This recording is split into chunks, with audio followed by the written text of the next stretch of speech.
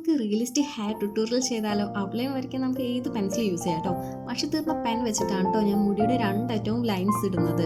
മുടിയുടെ ലൈൻസ് അതിനുള്ളിൽ ചെറിയ ഡെപ്തും അതൊക്കെ ഹൈലൈറ്റ് ആയി കാണിക്കാൻ ഇത് സഹായിക്കും. ഒരു ചാർക്കോൾ പെൻസിൽ വെച്ചിട്ട് ഡാർക്കുള്ള ഭാഗം നല്ലപോലെ ഡാർക്ക് ചെയ്യുന്നുണ്ട്. സെൻറ്ററിൽ നമുക്ക് ഹൈലൈറ്റ് ആയിട്ട് ഒഴിച്ചിടണം. ഇവിടെ നല്ലപോലെ ഡാർക്കുള്ള ഭാഗം ഡാർക്കാക്കി ഇട്ടാൽ ഓട്ടോമാറ്റിക്കലി ഒരു വോളിയം തോന്നും ഹെയറിന്. ഒരു ബ്രഷ് വെച്ച് നല്ലപോലെ സ്മൂത്ത് ചെയ്യണം. സ്മൂത്ത് ചെയ്ത് നമുക്ക് ഒരു ബ്ലെൻഡ് ചെയ്യുമ്പോഴാണ് ആ ഒരു ഹെയറിൻ്റെ ഒരു ഡെപ്തും ഫീൽ ചെയ്യുന്നത്. ഒരു മോണോസീറോ റൈസർ വെച്ചിട്ട് നമുക്ക് ലൈൻസ് ഒക്കെ ഇടണം. ഒരു ഹൈലൈറ്റ് ആണ് കേട്ടോ, നല്ല ഷൈൻ കിട്ടും ഹെയറിന്. നല്ലപോലെ സ്മൂത്ത് ചെയ്യാൻ പഠിക്കണം, നല്ലപോലെ ബ്ലെൻഡ് ചെയ്യാൻ ഷെയ്ഡ് ചെയ്യാൻ പഠിക്കണം. അതിന് നല്ലപോലെ പ്രാക്ടീസ് വേണം. ഒരു പെൻസിൽ എടുത്തിട്ട് നമുക്ക് മുടി ഇഴകൾ വരയ്ക്കാം. നിങ്ങൾ ശ്രദ്ധിക്കേണ്ട കാര്യം പെൻസിൽ നല്ല ഷാർപ്പ് ചെയ്തിരിക്കണം. രണ്ടാമത്തെ രണ്ട് സ്റ്റെപ്പിലുള്ള ഒരു ബേബി ഹെയറും ഇതേ മെത്തേഡ് തന്നെയാണ് ഞാൻ യൂസ് ചെയ്യുന്നത്. ഷെയ്ഡ് ചെയ്യാൻ നമുക്ക് നല്ല പ്രാക്ടീസ് ഉണ്ടെങ്കിലും ഷെയ്ഡ് ചെയ്യാൻ സിമ്പിളായിട്ട് പഠിക്കാമെന്നുള്ളൂ. പ്രാക്ടീസ് നല്ല പോലെ വേണം. മിസ്റ്റേക്കൊക്കെ വരും, പിന്നെ ലേണിങ്ങിൽ മിസ്റ്റേക്കൊക്കെ പതിവാണ്. അടുത്ത് ഞാനൊരു മുടി പിരിഞ്ഞിട്ട പോലത്തെ ഒരു ഹെയർ ട്യൂട്ടോറിയലാണ് കേട്ടോ.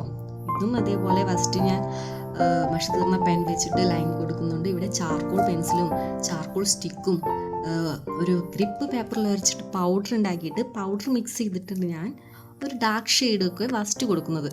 ഡാർക്കുള്ള ഭാഗത്തൊക്കെ ഞാൻ ഷെയ്ഡ് കൊടുക്കുന്നുണ്ട്. രണ്ട് പെൻസിൽ വെച്ചും ചാർക്കോൾ സ്റ്റിക്ക് വെച്ചിട്ടും ഞാൻ നല്ലപോലെ ഡാർക്ക് ചെയ്യുന്നുണ്ട്. ചാർക്കോൾ സ്റ്റിക്ക് പെൻസിലിനെക്കാട്ടും നല്ലപോലെ ഡാർക്ക് കളറായിട്ട് ഇരിക്കും. ഹെയറിന് ഭയങ്കര ഡെപ്ത് തോന്നും. നല്ല ഷെയ്ഡ് ചെയ്യണം. മേക്കപ്പ് ബ്രഷാണ് കേട്ടോ ഞാൻ ഇവിടെ യൂസ് ചെയ്യുന്നത്. നല്ല സ്മൂത്തായിട്ട് ബ്ലെൻഡ് ചെയ്യാൻ നമുക്ക് മേക്കപ്പ് ബ്രഷ് സഹായിക്കും.